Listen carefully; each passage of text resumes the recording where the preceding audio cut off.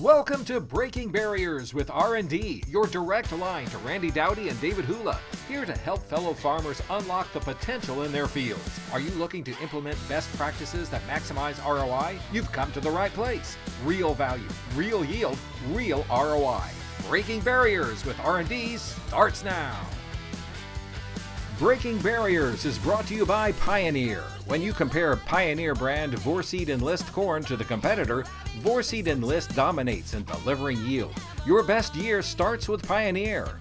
And by Calmer Cornheads, home of the world's only all-weather stock roll. Learn more at calmercornheads.com. And by Durastack Trait Technology, the latest innovation from Syngenta. Available for the 2027 season, Durastack technology features 3 powerful modes of action to outsmart, outmaneuver, and outmatch corn rootworms every move.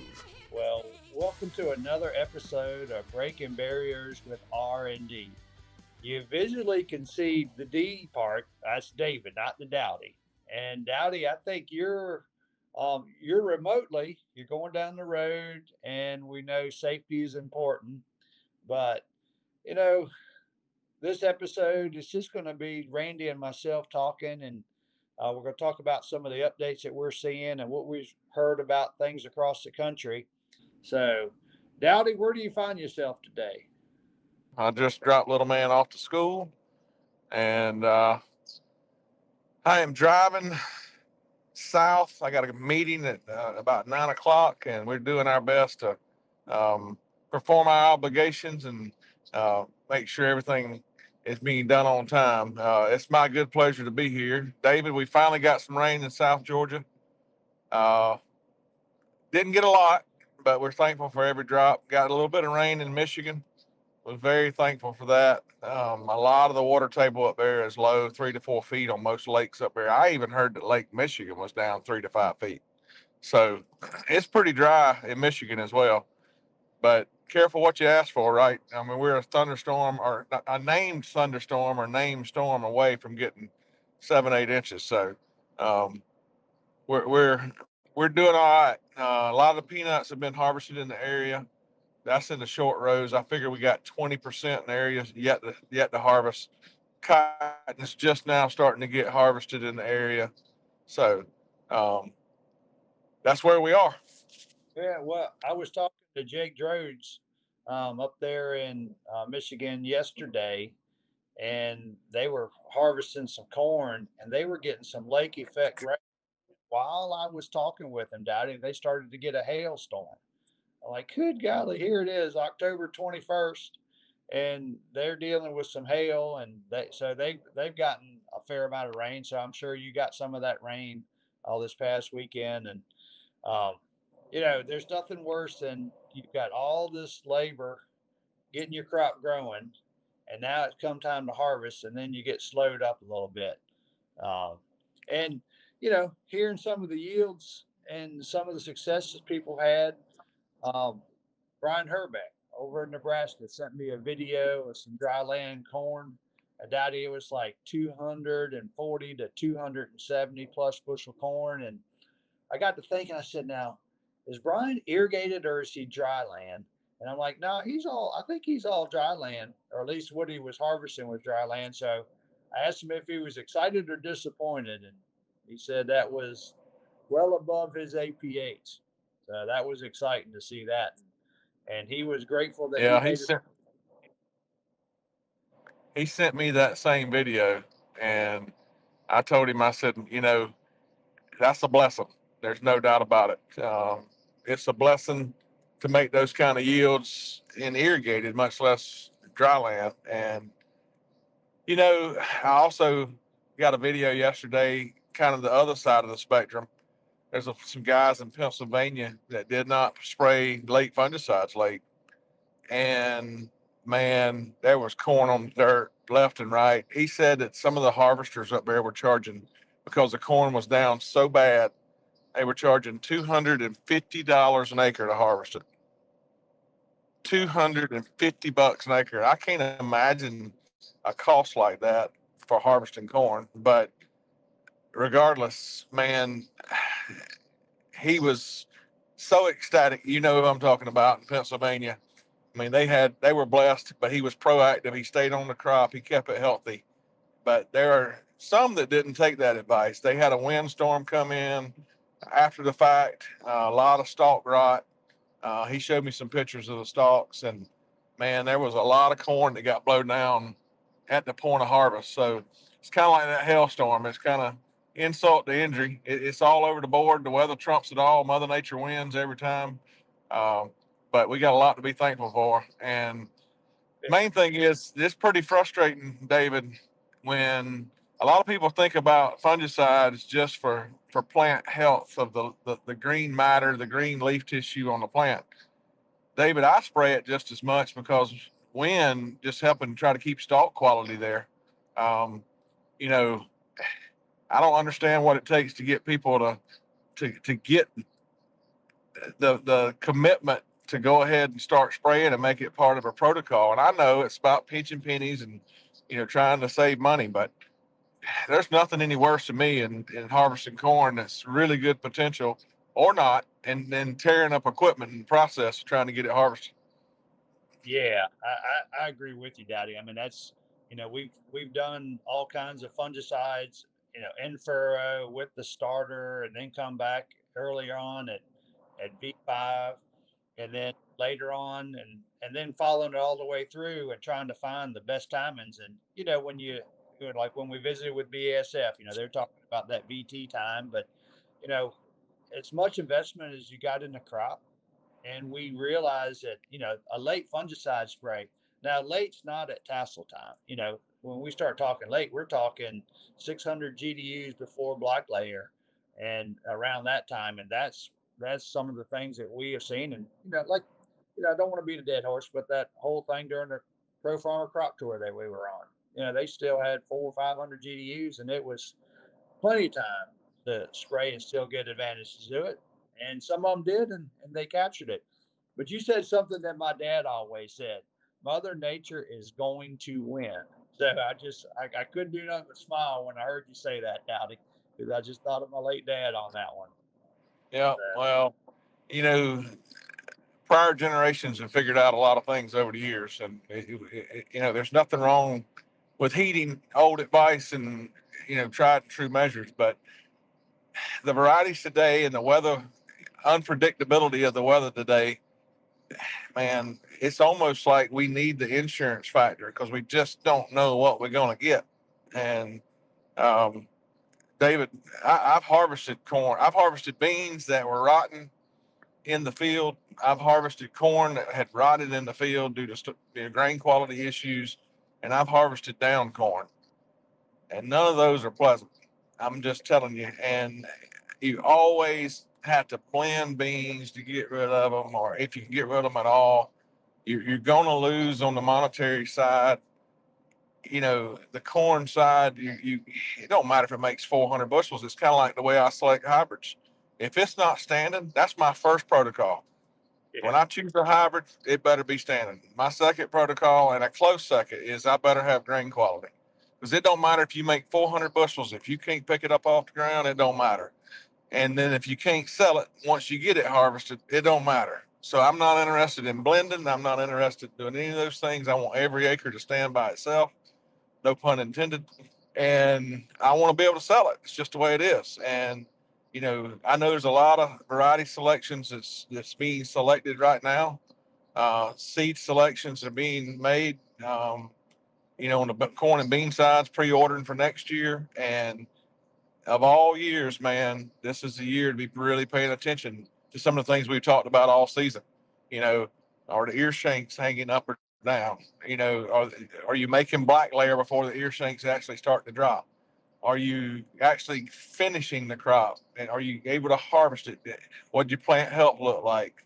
There's just so many things we've talked about all season without being redundant that people should be really considering, especially going into a time of the year where a lot of decisions about to be made on the future crop.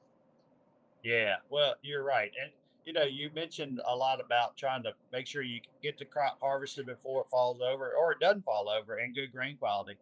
But growers today, they're not wanting to spend that extra dollar. But think about the investment they have in the crop now. I mean, I've never raised a corn crop that's cost so much in the last couple of years. And you know, just those few extra dollars on the tail end. And Dowdy, when I think about things, and I was visiting with one of the Total Acre members yesterday, when I think about things that I get my biggest ROI on, some up there, I can break them up into two categories. The stuff that helps me get my very good tissue samples early, they give me big ROI. And then anything I do on the back end helps out on ROI from a standpoint of grain quality, plant health, and then that old cliche where everybody gets arguing about test weight. If I can make my corn heavier, and I agree, test weight doesn't matter when it's harvested, but when you got that ear still on the plant, and you're looking, let's say you got two ears, one where you sprayed and one where you didn't spray, and one ear on the shank weighs 6/10 of a pound, and then the next year where you made an application might weigh 7 or 8 tenths of a pound. And that's nothing but heavier test weight corn. Does it matter? Sure it does when it's on the plant. But after the combines hit it, who cares as long as it's over 54.5% so they don't discount you. So quality. So when you talk about being able to harvest and not have to mix, I think about return on investment because we got such a valuable crop now. Even though corn's $4 and some cents today, it's still valuable to us because of think about the inputs. And I want to finish that crop off, and that's what we've done a great deal. And I know that's where a lot of your successes come from, and growers are seeing it. Well, David, you're exactly right. The key word is finishing the crop. I mean, it's one thing to start it, and there's a lot of yield to be captured early by early season tissue values being elevated. But you got to finish it, and sometimes that's Mother Nature. We're totally dependent on rainfall and sunlight. We can't do a lot about it. But for those that can finish a crop, I mean, there are a lot of aspects of how to finish a crop. Whether it's plant health through nutrition or whether it's plant health just through disease prevention and you know stalk quality, things like that. Um, and then you turn the pivot on. Then you make sure you got late season nutrients. So you're exactly right. That test weight late is a big deal. You start here 65, 66, 67 pound test weight uh, when corn is dry. That's a big deal versus corn that weighs 56 pounds and or 54 pounds. So there's money to be made there, and I will argue with them.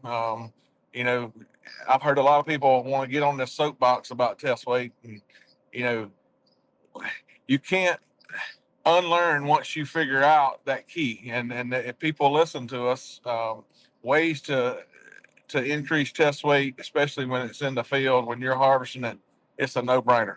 That's where Yeah, money's made a lot of times. yeah. So now I kind of want to change the subject a little bit on some soybeans. Dowdy, that's I don't want to say the poverty pea, but it's an important part of their operation. And growers around here, yeah, one of the things that I've heard you say, there's easy ways to make more bushels in beans, plant earlier and singulate.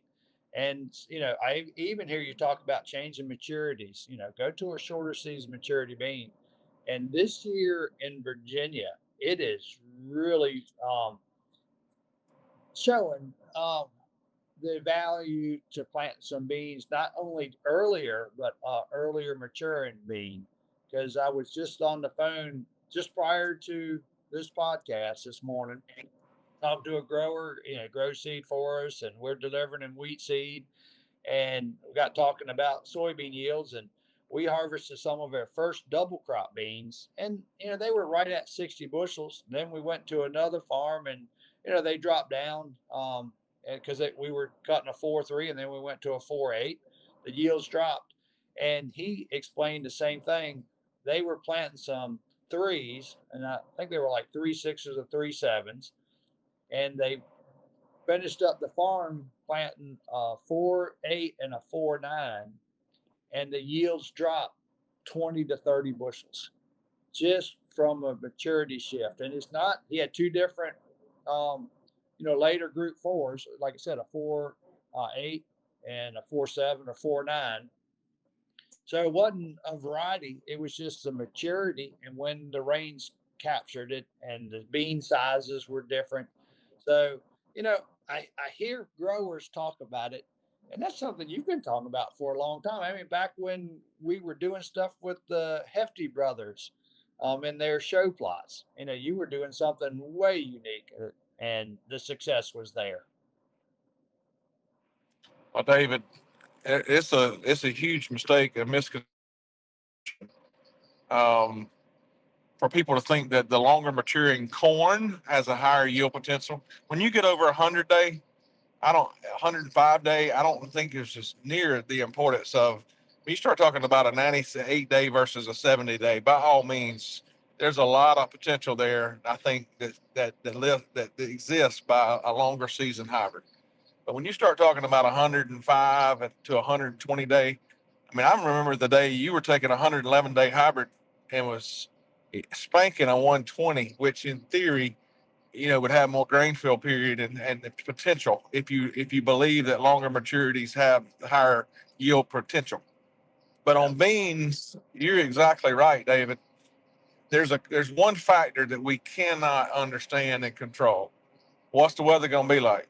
We know the day we're going to put it in the ground. We know the day that we actually put it in the ground. We know the day we hope to put it in the ground. We know the day that we got it in the ground, but we don't know what the weather's going to be like 60, 70, 80, 90 days later. And because you don't know that variable, I mean, there's a lot of people plant seed. Well, we plant 2 sevens because they always yield more. Well, there are years that weather, when you can't control the moisture piece of it or the cloudy days or the rain events, where the longer seasons just penalize you. And I'm okay with having some eggs in the basket, but I'm also okay with hedging your bet and having some so that when the weather does not cooperate, something you can't control, and you don't get what you call that constant, we always get these rains. Guess what? Now you're still in the game. And Yeah. plus, two, it spreads out harvest a little bit for you as well.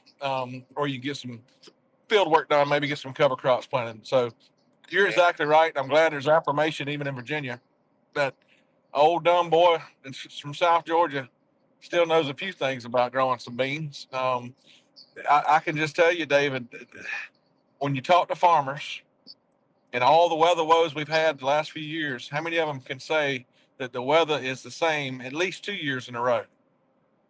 And I think you get crickets when you start asking those questions because most people will say it almost feels like the weather patterns are changing and they're ever changing from one year to the next, seemingly. So I just think it's a good way to hedge your bets, David, is to spread those varieties out, like you're saying. Yeah. Well, I mean, for us, we haven't spread the maturities out as much in the last couple of years, but we're going from a 3.9 to a 6.3 maturity because we're in the seed business, and that was what our customers were looking for. And the 3.9s, we don't grow those as much now, but the sixes, we kind of dropped them. We're still growing into some late fives, because our contract grower that we were growing for didn't need the sixes anymore. But quality of seed, it goes back to things talked about, seed quality. For us in the seed business, we can't plant early to get that good seed quality. And I'd rather have a bean germ than have beans that are not going to germ. So we typically cap ourselves on planting around May 15th to the 20th is our first date. Now, barley's planted some beans earlier. We planted some in March. We planted some before we start corn, just so we can see what we can do. And he's had some decent success. Still haven't. We've seen the 100 bushel on the monitor, but we still haven't harvested a field that averaged 100 bushels, and that's a goal of his, and it's a goal of mine. And I know I told you, and I don't know if I shared it on the podcast, but this year he planted some beans with the Soul Warrior. And I know you're just cringing. It's like that's a controlled spill, but it is a controlled spill in the band. And, he did some checks on those and they were like 92 bushels. So, wasn't so bad. It kind of helps spread some, uh, I guess, spreads the risk out on or ownership of that piece of equipment if you start planting beans with it outside of just putting out fertilizer. Well, David, Well, you get all that stuff. You get all that stuff for free, man. Who you kidding? Um, Everybody knows you get all that green paint and these strip tills and these seed for free and all that stuff. I mean, it ain't hard to make a living when you get the stuff for free, Dave. well, I wish that were the case, but I like the way you're talking. Yeah, I don't know. We've been You running need a you need a new agent. yeah, I need to do it. Yeah, that's right. Yeah. Oh my. Yeah, we priced a new corn head this year, and I about fell over. I couldn't believe it. 8-row folded head. I know the people out in the Midwest just laugh when I say an 8-row folded head, but you've been down there, paved goat trails. 8-row fold head is pretty important for us, and we looked at a 12. We did run a 12-row. Just demoed one, and I wouldn't want to be the grain cart operator if we had a 12-row because that boy was having a hustle. So he likes the 8-row a little better, but you can get a lot of acres done. It's a big difference. And I think one of the biggest struggles I had when we demoed that 12-row, it's easy for me to count four, but it took longer for me to figure out how to count six than it did four. I kept turning, and I was always one row short. I tried to turn into 11-row, I guess. But Hmm, I hear you. Well, yeah, you're mentioning input costs. I went by a John Deere dealer yesterday morning, and they're not upside down on used inventory today, but he showed me where Deere just come out with a price list. There's a projected 4 to 6% increase on all new order combines and equipment. All equipment was up. Tractors and combines and sprayers were up 4 to 6% all the way across the board. David, when's the end? When is it going to end because we all go out of business? But when do these price hikes end? I just don't get it, man. You're talking about equipment. You mentioned it, and it just everybody out there. I guarantee you, what I'm talking about is resonating with them if they're listening. The input cost, man, is out of this world, and I just don't understand how everybody feels like that the farmer can continue to justify that commitment. Either they're going to buy it and not honor the commitment, and they're going to go belly up. But there ain't enough fat there, and I don't know if the farmers or if the industry just believes that the farmers is getting rich because keep the land's being purchased at exorbitant rates. I don't understand the justification behind it, but you're exactly right. Input costs all the way across the board, whether it's fertilizer, whether it's nutrients, whether it's, you know, it just seed chemicals, all of it just seems to keep going up, up, up, up, up. But the commodity prices are not supporting it. So I don't get it. yeah. Well, I clearly don't have an answer for that. We feel the same pain, and I do know that talking with their John Deere dealer, we work with James River Equipment. I was talking to one of the sales guys, and he says, when they trade in and a farmer buys a new combine, that usually turns into four more sales because now they're selling that used machine, and then there's just a layer of growers that are updating to newer machines. But now he mentioned that a couple guys, they're just not buying new, so now they're looking at that used machine, that 1 year old machine. And so it is reality. Growers that are trying to keep up with the current technologies, they're just not able to, so they're sticking. And like on the, we bought a S7 700 this past year, running it. Did a great job. Probably the best corn sample that we've ever had. And it's doing all the automation stuff. And I'm learning about setting combines too, based on what it's doing. And there are times I'm like, all right, you got to cut this off because I know I could do better in some environments. Um, but the struggle was that we had to adapt all their other heads to match that combine. So not only are you buying equipment, then all of a sudden now you got to make some upgrades on your um, other pieces of the machinery to go. But the technologies, and then not to beat people up, but seed costs has gone up. but not nearly as dramatic as what I've heard because our seed beans haven't changed for 26. Then we all hear about the phosphate, and then we hear about other fertilities problem or price increases. So I don't know where it's going to stop, Dowdy. It would be a whole lot nicer and a lot more comforting if corn was 5.5 or $6. Well, Um, David, I mean, just like the planter last year. I mean, I got 8345, 8370Rs. I mean, they're not the latest and greatest tractors, but if I want the latest and greatest planter, I can't take my old display, my 2630 or the armrest, make it work. Now I got to put Ethernet in the tractors. I got to take and do all these things to be able to just make a planter work today. So I hear you, and it's hard to if you want to take and adjust to newer technology. It ain't just that piece of equipment; it's affecting multiple pieces of equipment to make it happen. So yeah, I feel your pain, and it just there's got to be an end in sight. There's got to be some kind of way to make this thing happen to where farmers can stay viable. Because David, I fear exactly what I'm hearing from the bankers. I fear for a lot of folks that they're not going to be able to sustain it, not going to be able to overcome the seeming mountain that's ahead of them, of how to get out of this. There's a lot of guys that's in the short rows of, I don't want to say the fourth quarter of farming, but the fourth quarter of life. And they're at the point, David, that they've got them a little bit of nest egg. And a lot of people don't want to put that at risk with the uncertainty at the markets, because the easiest way to make money, David, is on a piece of paper. yeah, And if that pencil and paper will not pencil a profit, I don't understand why people do put the $1,000, $800, $1,200, depending on what crop it is, at risk.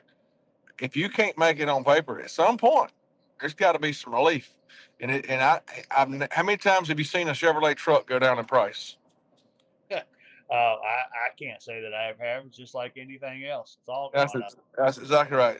So I can't see John Deere just saying, "Well, guess what? We're gonna go back to what those 8420s used to cost 20 years ago, right?" It just ain't gonna happen. And 8420 was a great tractor. I remember it, and it was a great tractor. It was a strong tractor for its time, and they're 2x, 3x. I mean, you could buy them for 150,000, $175,000, and now, heck, what are you running? 8420s? What are you running? A 420R or 410R? What are you running? I mean, we run a 8R 310 and a 8R. I mean, yeah, an 8RX 410. So yeah, we run two 8Rs. And what are they? $500,000? I mean, you compare that to what was the 8420 back then, and I know it's not the Yeah. same animal, but Yeah. Lord have mercy, it's just the Yeah. prices have gone crazy. I looked at. It's funny you say that because I looked at Tractor House, or maybe it was Machinery Pete. I don't know. I looked at one of those things last night on an 8RX 410, and the cheapest one I saw was 436,000, and then I saw some that these are used for 629,000. Like, good golly. So so yeah, and man, you've said two things today that made me smile because thinking about some um of the generations before. You said more money is made and lost on a piece of paper. My granddad, late granddad, always said you can make more money and you can lose money in the office easier than you can out in the field. So I'm like, dang, Dowdy, you're just bringing back memories for me. So Well, I didn't know all these things. I think I've heard you say something about Mother Nature winning in the past, but yeah, um, it's yeah, just reality, David. And some of these things ought to resonate with our listeners out there. We yeah. got to figure out ways to make things pay. So I guess with that transition and that topic, David, I'm gonna put you on the spot here. If a guy's got a pencil of profit today and they're thinking about crops for next year, have you done any budgets or anything at this point? I mean, obviously selling seeds a little different than just harvesting beans to go across the scales, right? Sell to end users. But where's the money at, in your opinion? Have you done a budget this year to see, you know, this ain't about, some people say we ain't going to make no money. And that's relative. They ain't making the money they've always made, or they really ain't making money. It cost you X and you lost this much. So in the retail world, sometimes they call it the lost leader. They pick something that 4th of July, sweet corn's going to get people in the store.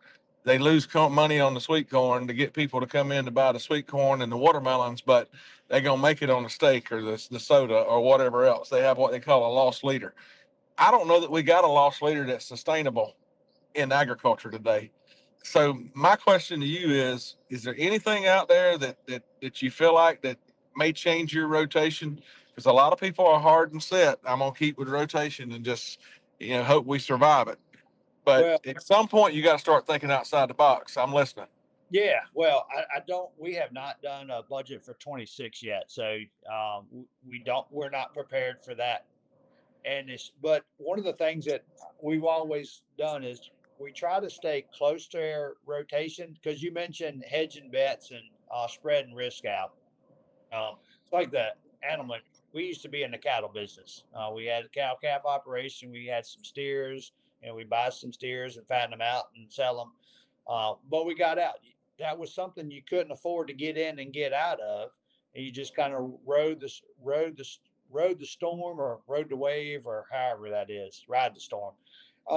So in reference to crop production, there are easier ways to where you can get in and out of one crop because you already have all the machinery. The best thing that I can see and is understanding where your markets are. Don't raise crops that you're just raising for the rotation side. If you have a stronger market, because I work with some growers in the western part of Virginia, and soybeans, they'll plant soybeans just as rotation, but they're taking a beating because they're having to ship them so far. You get the western part or the central part of Virginia, and all the beans got to go to the East Coast. So freight's just eating them up, and they get a much better basis on corn. So in that scenario, I would say if you're worried about it, then just shift more to corn and then put crop insurance on it in case you have a bad weather event. And then if you're closer to where there's a crushing plant, just try to understand one's basis. And that's something that we have done. Now we will change a little bit of rotation, but we have dropped some small grain. I guess that things that have happened, we we just don't plant near the small grain acres that we used to. We used to be twice of what we're planting now, and that's because their markets dropped. We're not Farmers aren't planting wheat because they have cover crop programs, and they're doing better with full season soybeans. So I understand it, and they got a pencil. Daddy, you got a pencil. Everybody's got a calculator. I would spend a lot more time understanding where I got my biggest margins and profit on basis because I think that's what's going to carry some.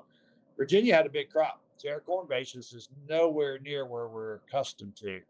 And unfortunately, but it's still better than what our soybean bases are. So um, that's how I would answer that question, Dowdy, is understand what you. I know I kind of put you on the spot, but we're just going down this path of input costs, man, and there's just got to be some way for people to figure out how to just tread water. Yeah. There's nothing that says plant me how money that I found. Um, Yeah. Peanuts right now. Used to, you could say, well, I could plant, so much of rotation. If I had to, I could plant 2 years of it. You start going past that, you're really going to get crucified on peanuts with disease. And now you've got guys that have done that, and cotton's in the 60s. You got a $1.2 million cotton picker with one company that makes it. They got you over the barrel. There's zero money in cotton right now. There's no cotton support per se on price support or payments. And so cotton it does well in droughty conditions, which there's a lot of non-irrigated acres planted in cotton in the South, but the best rotation with cotton is peanuts, and they do okay on dry land. But now peanut prices are terrible. I mean, I know farmers today down here, David, that they're putting all their peanuts in the loan, and that's a government loan at $355 a ton.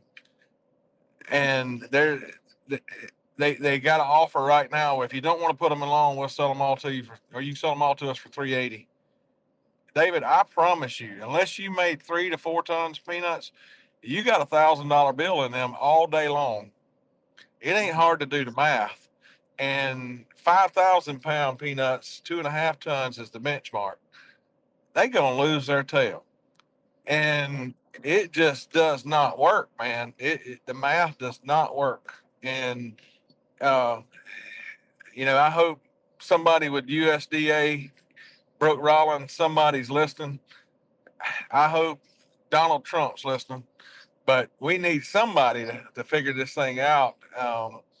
And I don't know that farmers necessarily want a handout or government payment to help them, but there's got to be some demand structures to put in some way, somehow. There's got to be some, I don't know if you go back to base acres, increases in commodity, payments somehow.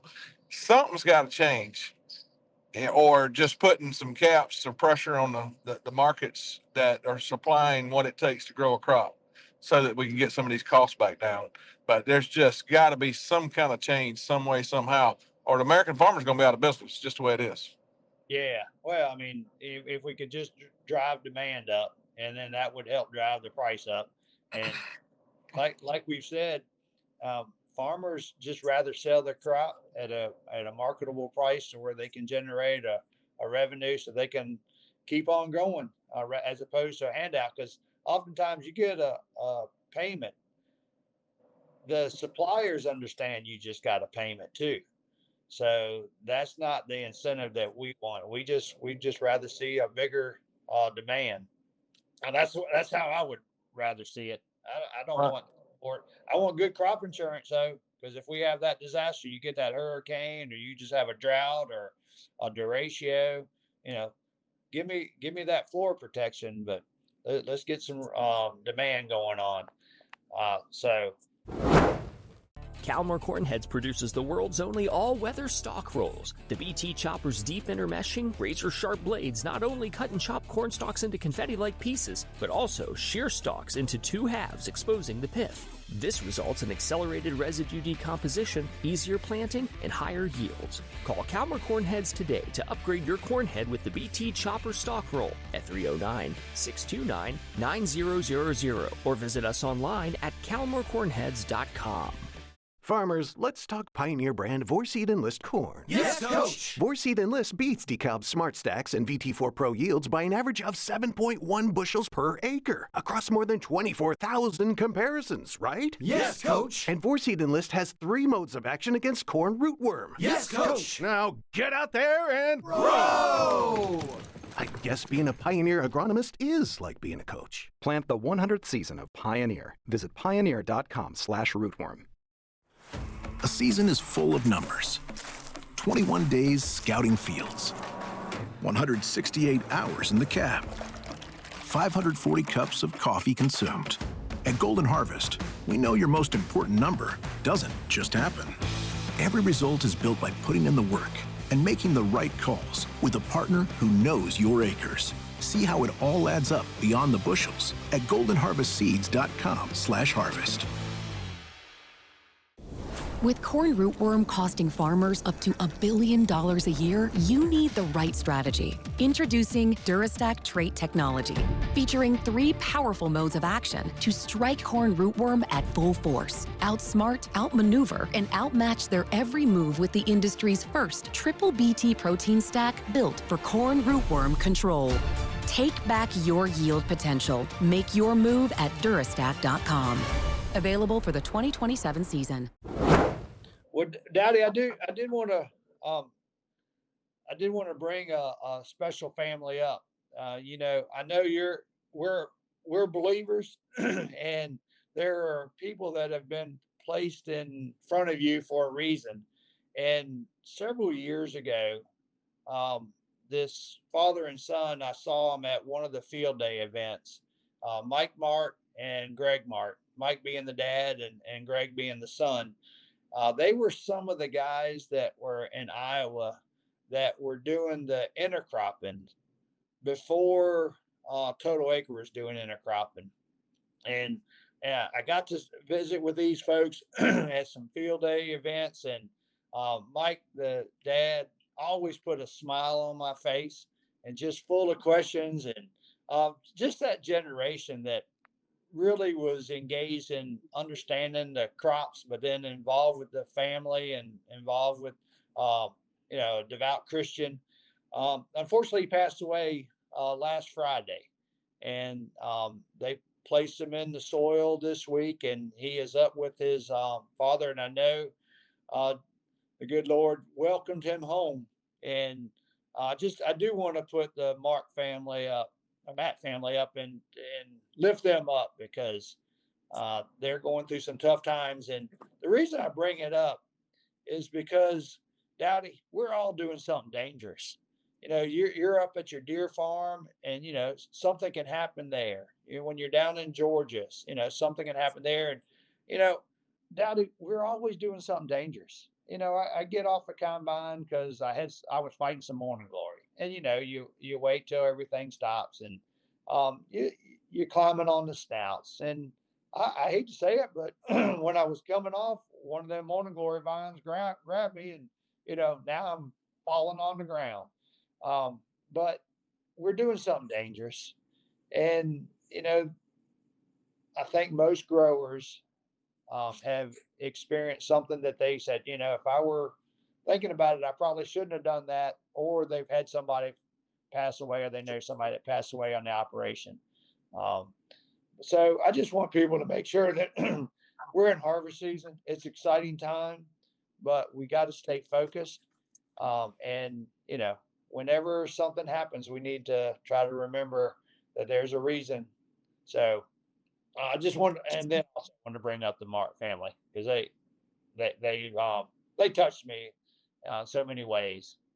So I agree, David. And, life is precious and life is fragile.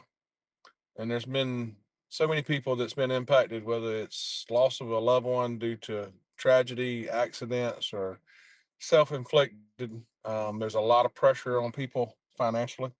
There's a lot of pressure on people, things like that. We need to lift everybody up, whether it's just the natural course of life, or whether we make mistakes, or whether it's just unfortunate events that happen. Um, we should be lifting other people up, and we should be there for people if people need us. And it's my good pleasure to be able to hold people up in prayer. And, you know, prayer changes things, David. There's no doubt about it. And, you know, God will make a way where we don't see a way often. We just got to reach out to Him, and we got to serve Him, and we got to be able to take and believe that our prayers can be answered. And that's half the battle for sure. So I know Greg Mart, if it's the same Greg I know of, and them that's out in Iowa, they would always be at some of the field days we'd go to. And, yeah, I hate to hear that. I did not know about that. So I hate to hear that. But, David, it's always good to be with you. You know, I enjoy talking to you and talking with you. I think we've touched a nerve on a few things today that are of interest to farmers for sure. You know, we like to think about different people that we work with and surrounding ourselves with good people. You know, we had a good last week. I mean, it was great having one of our Total Acre guys on the podcast with us 2 weeks ago talking about cover crops. If people did not listen to that one, man, a great strategy going forward or something to consider. Was shared in that podcast. So it's always fun to be a part of Breaking Bears and or Total Acre. I know it won't be long, David. I go to Kentucky mid-November. We've got our first meeting there of the I guess the true fall meetings.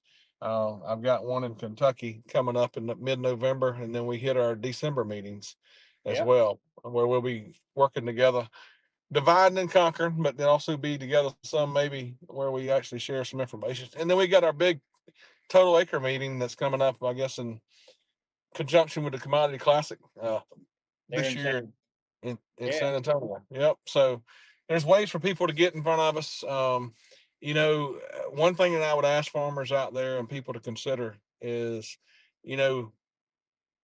surround yourself with good people. And one thing we've done with Total Acre, I think we've attracted early adopters and innovators and like-minded people that understand what they're doing but want to do more. And obviously you and I do our best to contribute intellectual property to that, but we also learn together. And we think networking with Total Acre and the data and the trials and the software and me and you and all the growers, man, it's a pretty good team of information, to a resource for information for growers to consider. So we'd love to have people be a part of Total Acre for sure. Yeah. There's a lot of exciting things that's on the horizon. We'd love to have people be a part of that. So, you can go to totalacre.com and actually look at, some of our meetings that are coming up. And we'd love to see people there and get in front of us. So I agree with you there, Dowdy. I don't think you could have closed it any better, other than, as I like to always say, may God bless the seed you sow. But if you look right here on this hat, it says Pioneer 100 years. So I hope God's been blessing people for 100 years with the seeds they've sown there, and let their harvest be bountiful this year. yes, And sir. so, Daddy, look forward to podcasts in a couple weeks again. So it's Yes, always sir. so, Well, David, I'm gonna close it out with a little story from Easton. Um, we were we've been hunting quite a bit up there, and he's been in school in Georgia. I go back and forth to see him as much as I can, and we were hunting, and he says, "Daddy, did any of the hunters have any luck?" And I said, "Yes, sir." I said, "They killed a big one, buddy." How big was it? Oh, buddy, he's big. I mean, it's big. Mainframe 6x7, scored 239 inches. I said, "He's a monster." He said, "Yeah, that's pretty good, Daddy." He says he beat my 211 and 3/8. He says, "But I got one question. Is that big deer still out there that you've been telling me about and I'm gonna get to shoot?" And I said, "Buddy, he's still out there, but if somebody wants to shoot him," I said, "it's gonna be hard for Daddy to tell him no. I am your son. I am your son, Daddy, and I gotta have one that's bigger than last year." I said, "But if you keep killing them big like that, I don't know that I can keep growing them that big." So he's got a competitive streak for sure. But we are looking forward to going up there, and you know, we having a blast. No pun intended. There's a lot of big bucks. They're starting to chasing. They're starting to chase. David, have you seen any activity up there on the combine with bucks starting to trail does or anything yet? I'm not in the combine, but I'm sure seeing them on the highway. I mean, they're doing stupid crossing the roads. So yeah, it's that time of year. Oh yeah. Well, we're having fun, no doubt about it, up there in Michigan. Love to have some people come if they hear about it and like to hunt. We can go talk some shop and go kill a big buck. So, David, it's good. It's good to talk to you. Good hearing from you as always. And I appreciate you bearing with me, not having to look at my ugly face. That made it a little easier on you today, I'm sure. But we appreciate your time today, and Yeah. take care of yourself. Everybody be safe out there. Yes, sir. All right. Thank y'all. Thanks for joining us. We'll see you again soon for another new episode of Breaking Barriers with R&D. Be sure to like and subscribe. And remember, all episodes are available on Farm Journal TV and anywhere podcasts are found.